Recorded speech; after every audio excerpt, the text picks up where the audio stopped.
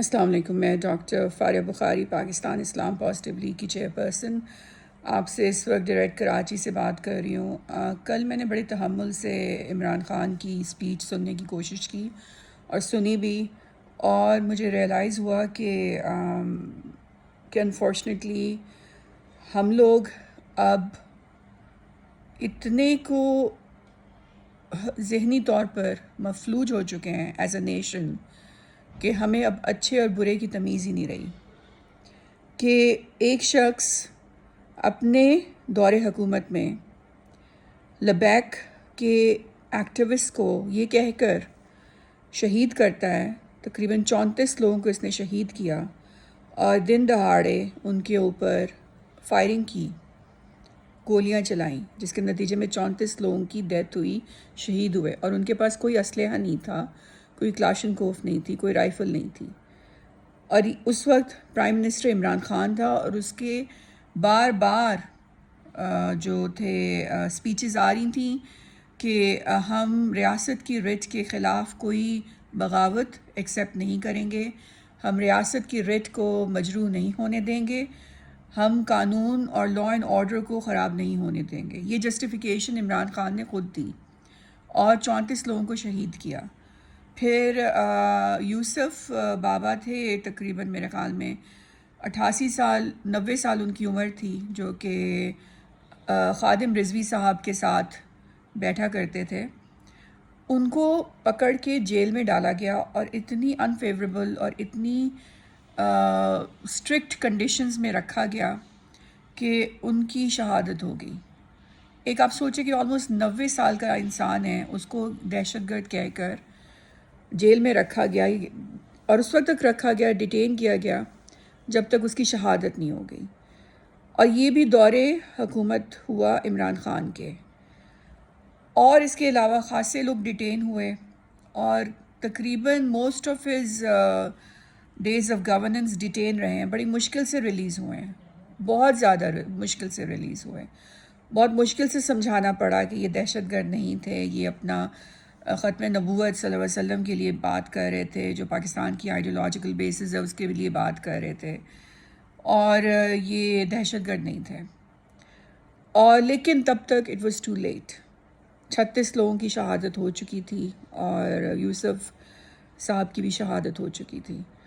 اور اس کے علاوہ مجھے یاد ہے کہ نومبر میں آپ کو سارا انفارمیشن جو ہے وہ میں آپ کو فیکٹس اینڈ فگرز کے ساتھ میں آپ کو نکال کے دکھا سکتی ہوں کہ فارمرز نے بہت کیمپین کی تھی، پیسفل کیمپین تھی ان کی، اور وہ لاہور میں کر رہے تھے اور پنجاب کے ویریس ایریاز میں کر رہے تھے، اور ان کے اوپر شیلنگ کی گئی، ان کو لاٹھی چارج کیا گیا. یہ بزدار کی حکومت نے کیا، یہ عثمان بزدار نے کیا، جو کہ عمران خان کے لیے ڈائریکٹ کام کر رہا تھا.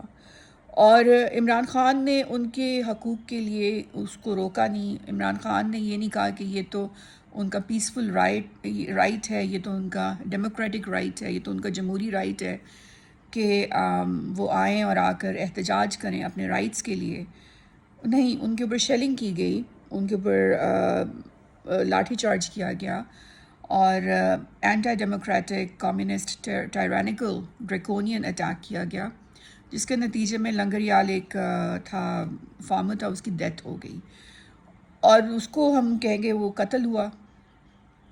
لیکن اس کے لیے کوئی عدالت نہیں کھٹکھٹائی گئی، اس کے لیے کوئی یہاں پہ ویجلز، اور کوئی یہاں پہ ہیش ٹیگز، کوئی یہاں پہ ٹویٹر، واٹس ایپ ٹرینڈز، کوئی یہاں پہ یوٹیوب نہیں، کوئی پریس کانفرنسز نہیں، کوئی وہ یاسمین راشد کی طرح بٹھا کے ساتھ ایک وہ وکٹم کارڈ پلے کرنا، یہ سب کچھ نہیں کیا گیا.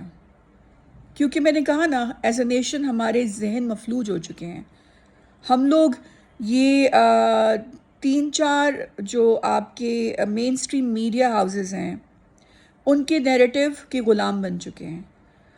اگر وہ جس پولیٹیکل پارٹی کا ساتھ دیتے ہیں، ہم ان کے ساتھ ہو جاتے ہیں. ہمارا اپنا دماغ ہم نے استعمال کرنا چھوڑ دیا ہے. آج اگر یہ میں کہتی ہوں کہ مودی کو بھی بنا دیں ہیرو اس ملک کا، یہ ساری کی ساری جو میڈیا ہاؤسز ہیں، اور یہ سارے کے سارے جو سوشل میڈیا کے جو باٹس ہیں، جو کہ استعمال ہوتے ہیں کسی بھی پولیٹیکل ٹرینڈنگ میں اور کسی بھی پولیٹیکل کیمپین میں، تو یہ مودی کو بھی کل کو کہیں گے کہ آؤ آ کے ہمارے اوپر حملہ کرو، ہمارے اوپر آکیپائی کرو، اور ہم اب انڈیا کا حصہ بننے کے لیے تیار ہیں. This is how bad the situation has become. کیونکہ آئین کو ہمیشہ، پاکستان کے آئین کو ہمیشہ روندا جاتا ہے.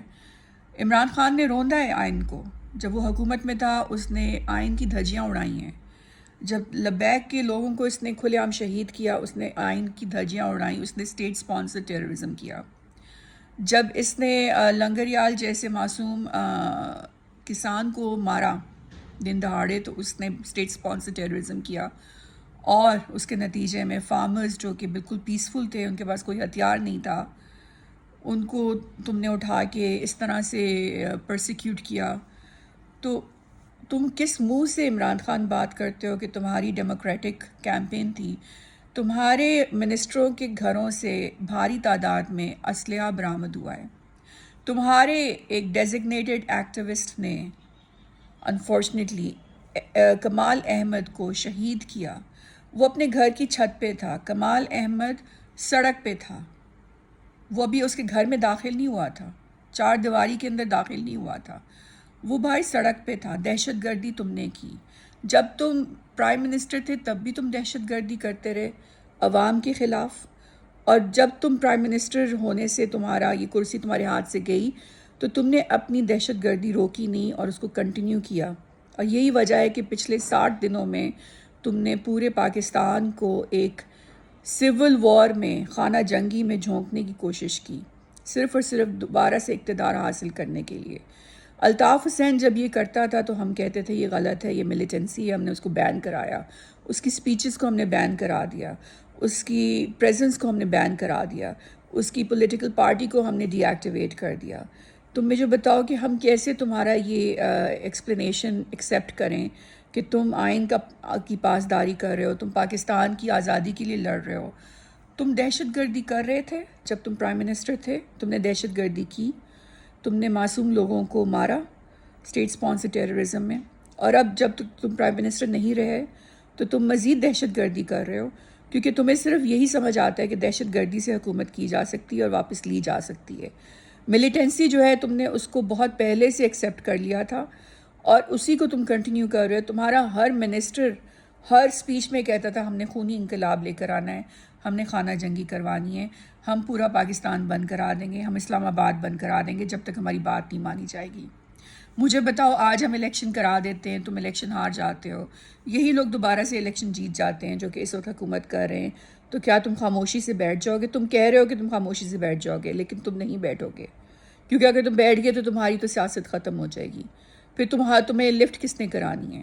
پھر 5 سال بعد تم کس نیریٹو کے اوپر، تم کس کیمپین سلوگن کے اوپر تم الیکشن لڑو گے اگر تم ان لوگوں کے خلاف بولنا بند ہو جاؤ گے؟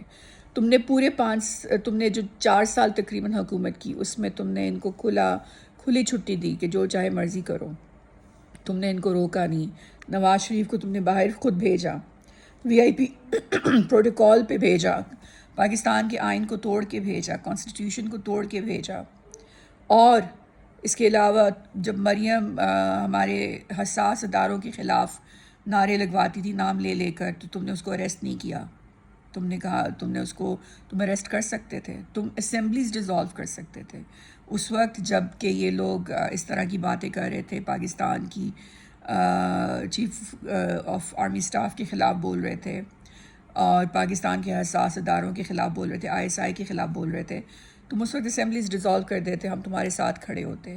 تم نے اسمبلیز ڈیزالو نہیں کی، تم انجوائے کر رہے تھے کیونکہ تمہیں لگ رہا تھا کہ یہ جب تک اس طرح سے دندناتے پھریں گے تو اسٹیبلشمنٹ کو لگے گا کہ اسٹیبلشمنٹ کو تمہاری ضرورت ہے ان کے خلاف، اور جب تم ان کو ریموو کروا دو گے قانون کو استعمال کر کے ان کی حرکتوں پہ، تو اسٹیبلشمنٹ کو پھر تمہاری ضرورت نہیں رہے گی اور پھر اسٹیبلشمنٹ ہو سکتا ہے کسی اور کو لے آئے. اس لیے صرف اور صرف اسٹیبلشمنٹ سے اپنی ضرورت منوانے کے لیے تم نے ان کو کھلے عام چھٹی دی. تم نے اس وقت اسمبلیز ڈیزالو نہیں کی جب کہ ملک کو اسمبلیز ڈیزالو کرانے کی ضرورت تھی. تم نے اس وقت اسمبلیز ڈیزالو کرانے کا سوچا جب تمہاری کرسی تمہارے ہاتھ سے نکل گئی. اور ایک طرف تم کہتے ہو کہ تمہیں تو 1.5 سال سے پتہ تھا کہ تمہارے خلاف بیرونی سازش کی جا رہی ہے، اور ایک طرف تم کہتے ہو کہ یہ سازش اس لیے کی گئی کیونکہ تم روس گئے تھے اور تم روس سے آئل لینے جا رہے تھے۔ روس سے آئل لینے کا فیصلہ جو تھا وہ تو ابھی ان دا ریسنٹ فیو منتھس ہوا تھا، اور تم جب کہتے ہو کہ 1.5 سال سے یہ سازش چل رہی ہے، تو تمہاری تو بات میں ایک جو سیکوینس، جو ایک کہتے ہیں نا سنکرونائزیشن، وہی نہیں ہے کہ تم جو کہہ رہے ہو، جو کلیم کر رہے ہو، وہ تم پروو نہیں کر پا رہے ہو۔ دیر از نو آبجیکٹیوٹی۔ ابھی تک تمہاری ایک آڈیو ویڈیو تم نے لیک نہیں کروائی یا دکھائی نہیں ہے کہ جس میں یہ ثابت ہو کہ تمہارے جو بھی ممبران تھے جنہوں نے منحرف ہو کر دوسری پارٹی کا ساتھ دیا، انہوں نے اپنے ہاتھوں سے رشوت لی یو ایس کے ایمبیسڈر سے، یو ایس کے کاؤنسلر سے، یا پھر کوئی ایسی آڈیو لیک ہو جس کے اندر یو ایس کا کاؤنسلر جو ہے ان کو کہہ رہا ہو کہ آپ یہ پارٹی چھوڑ کے دوسری پارٹی جوائن کر لیں تو ہم آپ کو مال و مال کر دیں گے۔ کوئی ایسی نہ آڈیو لیک ہوئی نہ کوئی ویڈیو لیک ہوئی۔ ٹھیک ہے ان کی میٹنگز ہوئی ہیں، لیکن ان میٹنگز میں کوئی ایسی بات ہمیں ابھی تک ایکسپوز نہیں کی گئی کہ جس سے ہم تمہاری بات پہ یقین کریں کہ ہاں یو ایس انوالو تھا تمہاری حکومت گرانے پر۔ تو جب تک یہ اس بات کا ثبوت تمہارے پاس نہیں آتا، تب تک تم کیسے کلیم کر سکتے ہو کہ یہ امپورٹڈ حکومت ہے اور تمہارے اوپر یو ایس نے رجیم چینج کی سازش کی ہے؟ تم صرف اور صرف دہشت گرد تھے، ہو اور رہو گے۔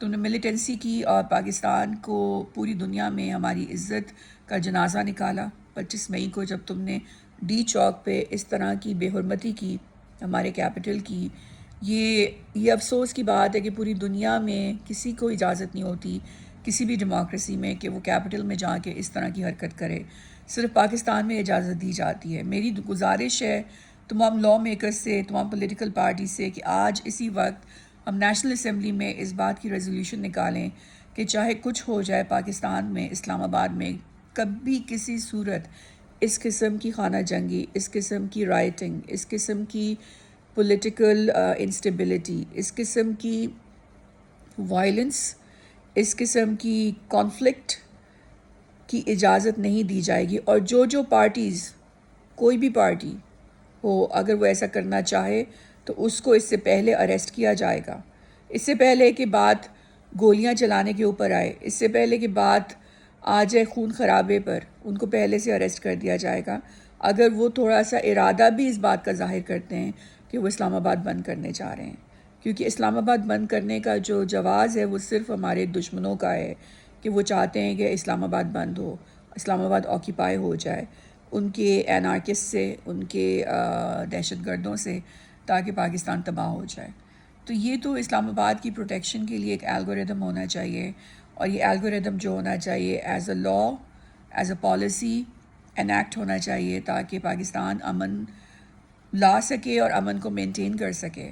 ہمارے جو فوجی ہیں وہ سیریسلی اس چیز کو لیتے ہیں، جو کہ ہمارے جوان ہیں وہ اللہ اکبر کہہ کر وہ جنگ پہ جاتے ہیں، روز لڑ رہے ہیں، بی ایل اے کے خلاف لڑ رہے ہیں، ٹی ٹی پی کے خلاف لڑ رہے ہیں اور اپنی جانیں دے رہے ہیں، شہادتیں دے رہے ہیں۔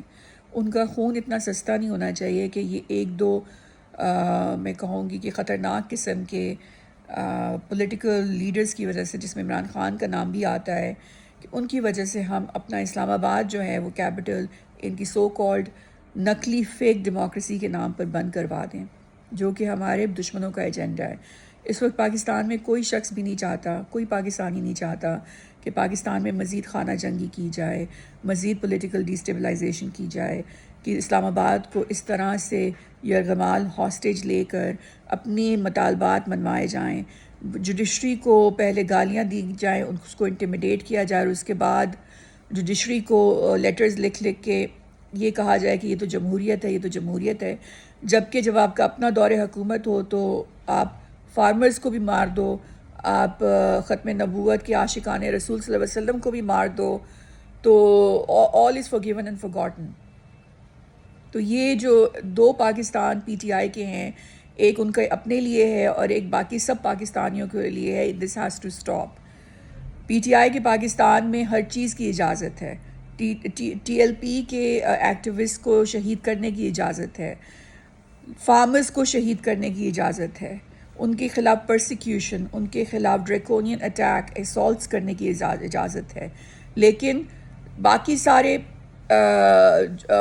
سارے جب پی ٹی آئی کے اوپر ریٹ آف دا اسٹیٹ کے لیے آپ صرف اور صرف کنٹینرز لگا دو اور ان کو اسلام آباد آنے سے روکو تاکہ اسلام آباد میں امن رہے، پیس رہے، کیونکہ ہم آلریڈی اس وقت بہت سینسٹیو والنریبل پوائنٹ پہ بیٹھے ہوئے ہیں.